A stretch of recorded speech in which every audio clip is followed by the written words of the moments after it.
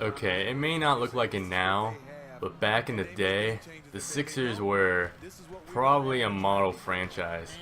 I would say even to the extent of perhaps the top five, with the amount of extraordinary players as well as seasons they had. Like, for example, they had Allen Iverson, Dr. J, Charles Barkley, Hal Greer. Basically a bunch of superstars that no one really remembers because of one guy. This guy named Sam Hinkie demoralized our entire city by making our team into the biggest joke in probably sports history. For a good stretch, we lost like 70, 60 something to 70 games a season. So basically we won like 8 to 12 games. And if you really think about it and compare that to other sports, if in the NFL, that's like winning like 2 games a season for 5 straight years and getting away with that. That's kind of ridiculous, and he's really transformed the Sixers into a really bad team. And usually when you go talk to people about the Sixers, they just like laugh or say you're a Sixers fan and all that. I get that all the time because unfortunately I am a Sixers fan, and it's definitely been tough for the last couple of years, but I think I know what to do. I've definitely seen a couple of bright spots, and for that reason, that's why I'm doing NBA My League 2K17, and I think I can transform the Sixers back into what they once were, and perhaps get them to a championship because they have two phenomenal players. This team has a high ceiling, so I think for the rest of this video, I'm just gonna go over each player and what I think their role is going to be in the future. So let's just get started. Our first player, I'm going position by position, by the way. Our first player, his name is Sergio Rodriguez, a guy from Spain, either Spain or a cave, because he either looks homeless or he looks like a caveman. I think the first thing he needs to do is shave. As Sixers fans, I think we cannot allow this, and we need to group up together and tell this guy to shave because he looks really ugly. No offense, buddy. As for his actual game, the important part, he's a solid player. I don't think he's that good. He's definitely not the answer. He's also 30 years old, which is what an old man on the Sixers team. So he's basically a placeholder for, I would say, if this year or next year. And I think that's not going to be a problem just because the NBA draft, the upcoming NBA draft, is definitely going to be point guard heavy. So there's a good chance we get either one of those 3 or 4 elite point guards. So Rodriguez he's a fine player. He's pretty smart. He's a good pick and roll player. I think he can set up his teammates pretty well, but he's not the playmaker. He's not explosive. He's not a guy that I would want on my team. Anyway, our backup is, don't ask me why, we just have him, Shane Larkin. We end up losing TJ McConnell and Jared Bayless for reasons I'll explain next video. And it really kind of stinks because Shane Larkin is a guy that I'm pretty sure is not even in the NBA anymore. And yet he is my backup point guard. I think he can be fine for now because he's really fast. He's actually, I think he has like a 73-pointer in this game, so I can live with him. A starting shooting guard is a guy that most people have given up on, but I've seen a lot of potential when it comes to Nick Stauskas, the 6'6" shooting guard from Michigan. He's a guy that I honestly enjoy watching a little bit because he's a good 3-point shooter, and he's actually a pretty crafty ball handler as well. So I think he can be a solid backup for the Sixers for a long time. So I don't want to give up on Stauskas quite yet. And then our backup to Stauskas is the baldest guy in America, Gerald Henderson, a guy that has never seen a hair in his life, just to be honest with you. He has been quite a letdown, honestly. Back in the early stages of our offense, or beginning of the year, when we were in a bunch of close games, we kept on giving him the ball down the stretch, and he kept on disappointing us. So, unfortunately, I have to play him because I don't really have that many good players. I'm giving him around 18 minutes per game or something like that. He will probably be gone after this season. And our third backup is Luwalu Kabaro. I hope I said that right. I'm pretty sure I did. He's a guy that I'm pretty excited for just because he has the potential to develop into a 3-and-D player as well as being pretty athletic. So right now he's young, he's a rookie. I'm not expecting much out of him, but he'll be fine in the future. And now we get to the best player on our team. Maybe the best or second best. We got Ben Simmons at our starting 3 guard. He's a guy that I don't really want to start right away at the 3 because he's not a very good shooter at all, but considering the log jam we have down low, I don't really have a choice because he would be taking too many minutes at the 4 position. I think he's his best position is at the 4 position, but you know, give or take right now with the way our team is constructed. He's a really smart player and he has shown a lot of potential. He has really good vision alongside with great athleticism. I can see him as like a mini LeBron. He's 6'10", 240. I expect a lot of great things coming out of this guy once he comes back in real life from injury. Hopefully he comes back in real life. The Sixers have been a little prone to withdraw players from entering their rookie seasons, but he is stated to come back in January, so that's what I'm going to expect.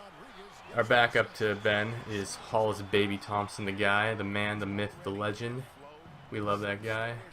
He's a good 3-point shooter is basically what I can say about him. He's shooting over 40% this season, so he's definitely pretty solid when it comes to that area. It's just that the problem with him is that if he has the ball, he's one of those players that when they have the ball, they're like shaking or something. They don't know what to do with it. He looks afraid when he has the ball in his hands, which I don't think he will get over it just because it's already his 4th or 5th year, but I think he can develop into a decent 3-and-D player, and I'm giving him around probably 18 minutes per game. And now we get to what everyone came here for, the 4 and 5 positions, the ridiculous situation that the Sixers are in and no one else in NBA history is probably in, is that we have, like, I would consider 5 to 6 starting caliber, well, maybe not starting caliber, but above average centers and power forwards. And it's really hard to control these guys and manage these guys' limits, but I will be doing that. And I'm going to be starting Dario Saric for 2 or 3 main reasons. One, he's pretty handsome. He's got pretty nice hair, and it's pretty cool to see a guy with different hairstyles other than just the same flat tops, or not flat tops, but the same, you know what I mean. A guy that changes it up a little bit. That's probably the biggest reason, but the next reason is that he is a solid 3-point shooter. He definitely needs to be better than that. He's only shooting, like, I don't really know, but he's been missing a lot, but I think he can develop into a pretty solid player. So maybe in a couple of years down the road, he can probably maybe average 15 and 8. That's what I'm expecting out of him. And our backup to him is Ersan Ilyasova, a guy I don't really know why. I think it's the worst move Jerry Colangelo has done as a GM when he traded Jeremy Grant for Ersan. It doesn't really make any sense because Jeremy Grant was a solid player. I mean, he had a lot of potential. He was already a fantastic defender. He was extremely athletic, and he was coming around with his jump shot. As soon as he leaves the Sixers, of course, he starts making threes. I mean, that's probably the case in point with a bunch of different players, but whatever. And so Ersan, not to lie, also, he kind of looks like a monkey. I'm just going to be honest with you. He's probably one of the only white players that look like a monkey, but just saying. So I'm giving him around 10 minutes. He's probably not going to make the team next year. Next, we got the 3 main guys. Also, shout out to Rashad Holmes. I'm going to give him a little bit of acknowledgement because he's actually not going to get any minutes on this team, even though he's not bad. So there you go, Rashad Holmes. There's your minute of spotlight, or like 5 seconds of spotlight.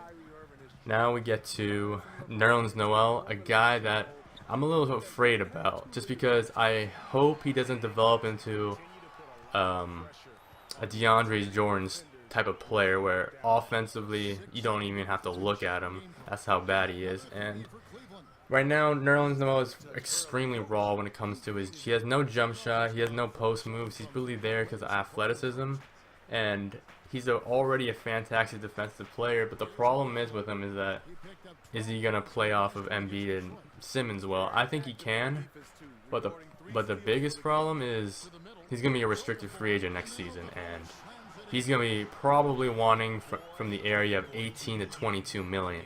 And I don't think I have.